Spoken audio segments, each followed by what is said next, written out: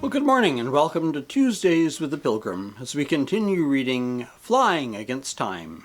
Today we'll be reading chapters 20 and 21, because they're both rather short chapters. Ted Scott was whirled away to his hotel, questions and answers tumbling over each other as Walter Hapworth and Jackson listened to the story of his adventures and told him in return of the frantic way in which they and the detectives had combed every resort of the underworld in the whole city. A bath, fresh clothes, and a good meal soon put Ted in first-class trim again. He called for a paper and carefully studied the weather reports. "Looks pretty good," he remarked to Walter Hapworth. "The gales in the Midwest seem to have blown themselves out, and fair weather is promised for tomorrow. Everything is in shape, Jackson?" "Absolutely," replied Jackson. "Oil, gas, supplies, everything. You could start in an hour from now if you wanted to." "Good," announced Ted. "Tomorrow it is, then, at 3 o'clock in the afternoon, unless the weather changes, and it begins to cut up rough." The next day dawned bright and beautiful, with scarcely a cloud in the sky and a light, favorable wind blowing. Just before Ted left his hotel, a telegram was handed to him. He tore open the envelope and read, "Good luck, dear boy. Charity says she's praying for you. Father." Moisture came to Ted's eyes. Dear old Eben. Dear old Charity, who would be praying for him. He put the message in an inside pocket close to his heart. If anything could bring him good luck, that was it. The interest in the race of itself would have brought a great crowd to the field, but the intense excitement stirred up by the kidnapping augmented the throng still more. The police had to make a way through the crowd to permit the young aviator to get to his plane, which had already been brought out from its hangar and now stood poised, ready for the flight. Ted made the careful last-minute examination of the plane that he never omitted, and found that it was tuned up to the last notch. He adjusted his flying togs, shook hands with Walter Hapworth and Jackson, and the commander of the airfield, climbed into the cockpit, and gave the signal for the chocks to be knocked away. A tremendous roar arose from the crowd as the Comet started down the runway. She was, of necessity, heavily loaded, and whizzed along for a considerable distance before she left the ground, but she did leave it when about 3/4 of the way down the runway, and rose buoyantly into the sky. With it rose a flock of other planes, 20 or more in number, for practically every aviator in Boston and the vicinity was anxious to be in the squadron of honor that escorted the famous Ted Scott on the first lap of his coast-to-coast race. As he sailed with the accompanying planes over the city, a din of whistles rose from the factories, and this became a pandemonium when the vessels in the harbor added their foghorns and sirens. It was a magnificent send-off for the young aviator in his contest against the old Father Time. One by one the escorting planes were left behind, for Ted gradually increased his speed until he was going like the wind, and no one could keep pace with him. Once more he was the lone eagle cleaving the air, the earth beneath the skies above. He headed directly for New York. His speed indicator climbed steadily until the plane reached the phenomenal rate of 180 miles an hour, 3 miles a minute. Towns leapt into sight and vanished. Broad stretches of water were crossed so quickly they seemed scarcely more than shimmering silver threads. It was hair-raising, stimulating, intoxicating, and Ted Scott's heart fairly sang as the plane zipped along. Almost before he could have deemed it possible, the towers and skyscrapers of New York loomed before him.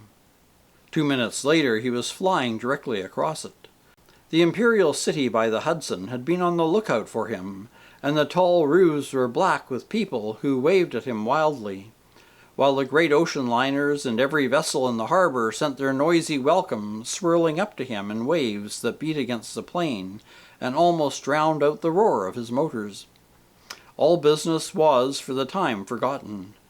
What was business when Ted Scott, the idol of America, was flying over the city? In the enthusiasm aroused by that spontaneous and royal welcome, the young aviator let the plane out until it reached 190 miles an hour. "I'll get to 200 and then let her down a bit," Ted told himself. "No use in crowding her too much at the start." He threw on more power and watched to see the meter creep up. To his amazement, it began to drop. And that's the end of Chapter 20. Chapter 21. Ted Scott's heart missed a beat as he noted the decreasing speed of the plane. He had put on more speed, given her the gun. Theoretically, she ought to have gained. Actually, she was losing. In that daring reach for speed, had he strained some part of the delicate machinery? He looked again at the indicator. It stood now at 180. Even as he looked, it went to 175. That of itself was tremendous speed, but under the conditions it ought to be more. Something was the matter. There could be no effect without a cause. He blocked his controls and made a swift examination of the machinery. Various hypotheses were tried, only to be abandoned, and all this time the speed was decreasing. Then he almost shouted with relief. He had found the source of the trouble. A feed pipe had come slightly clogged. It was the work of but a moment to free the passage and resume his seat at the controls. Now he gave her a burst of the gun, and the Comet darted forward like a hound unleashed. "Go to it, old girl!" crowed Ted in delight. "I knew you wouldn't balk without a reason. Now show me what you can do." He had crossed the line into Pennsylvania now, and was heading toward the Appalachians. He could feel easier when he had crossed that formidable mountain range. Although not as dangerous as the Rockies, it had a reputation for treachery among airmen.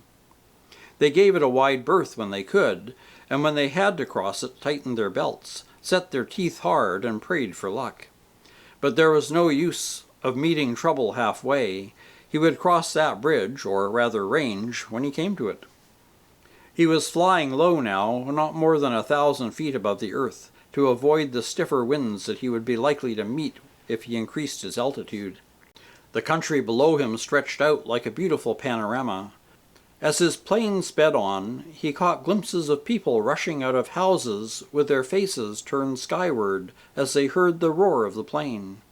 For the whole country was stirred by the flight, and these, in the probable flight path, were on alert.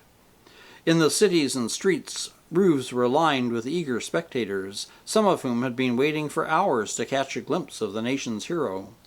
He pictured the disappointment that millions would feel if he failed to reach his goal, and the thought redoubled his determination to win.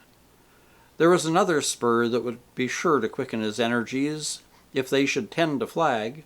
That was a desire to fill with chagrin the scoundrels who had bet heavily against him, relying on their villainous plans to make him lose.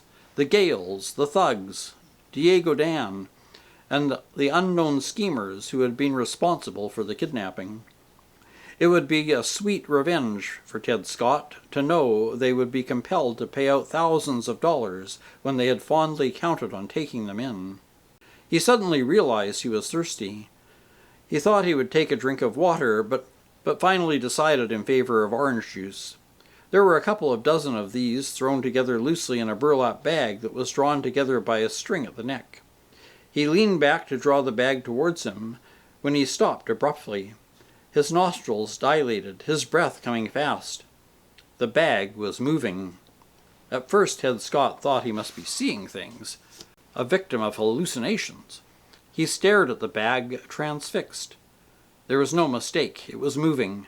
Not violently, but gently, with a soft, undulating motion, almost like it was breathing, as though some living creature were waking from sleep. As Ted looked, with horror growing in his eyes, he could distinguish a long, rope-like something resembling a series of loops writhing and twisting.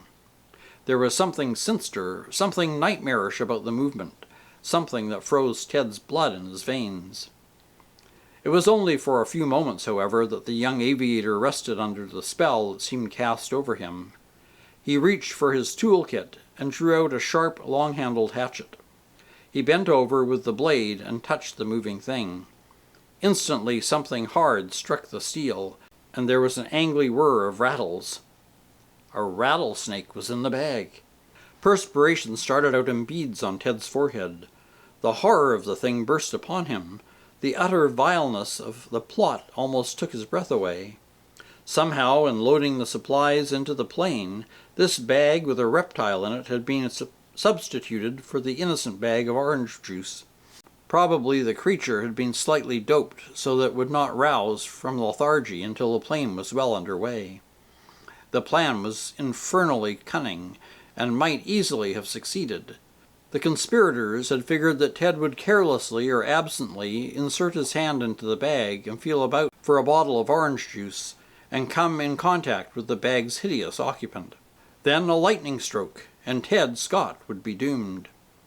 The young aviator lifted the axe. The bag bulged at a point where the body pressed against it.